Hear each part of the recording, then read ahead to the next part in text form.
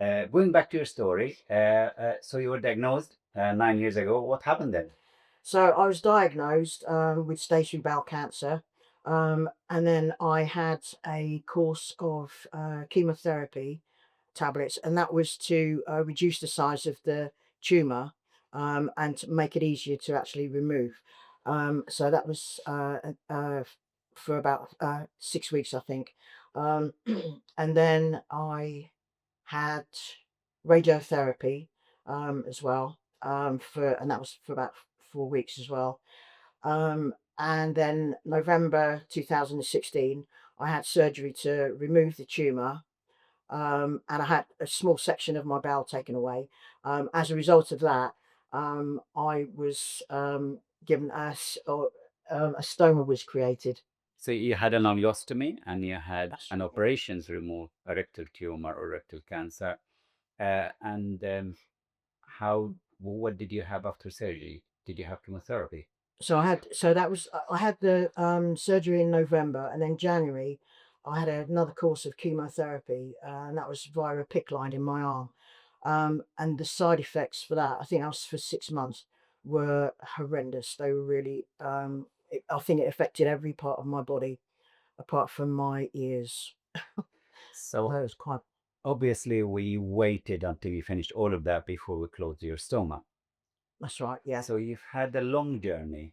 And how long was it all together? So altogether, it was about 18 months. Yeah, but it was worth it. So because 9 years on, yeah, I feel quite good. Right. But what would you share with patients and public of a year and a half experience going through various treatments from chemotherapy, radiotherapy, surgery, recovering from surgery, chemotherapy, recovering from complications from chemotherapy, then a stoma, and recovering from a stoma closure and recovering from stoma closure? That's a very long pathway. You Yeah, as a patient, and what was your emotions and impact of that in your life and in your cares as well? yeah. So not for the day that I was diagnosed was to say it was life changing is just an understatement, and every cancer patient can probably relate to the fact that when you're told you've got cancer, your life changes. I remember going into shock, really, sort of thing.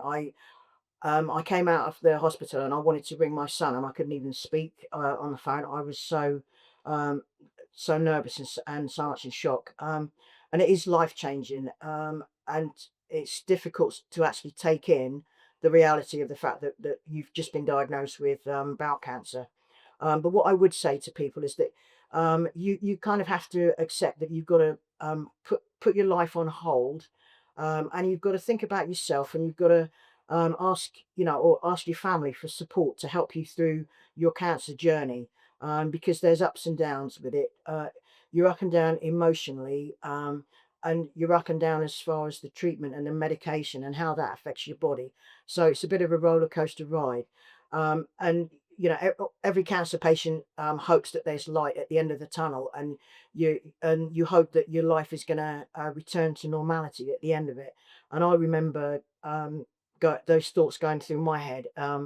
Unfortunately, I'm so pleased and grateful to be able to say that there was light at the end of the tunnel, and my life has actually returned to normality, as much as normality can be to me.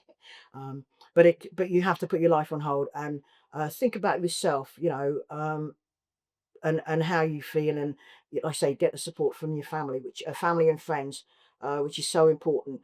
And also, some people find it difficult to talk about bowel cancer. They find it difficult to talk about their personal toilet habits, because there's a taboo associated with um, going to the toilet. There's a taboo associated with stoma. But I would say I found that sharing my story helped me come to terms with and overcome my fear and embarrassment of talking about bowel habits. So I think it's important, if people can, to actually share how they're feeling with their friends and family. Mm. Uh, that's amazing. Thanks for sharing, though. Just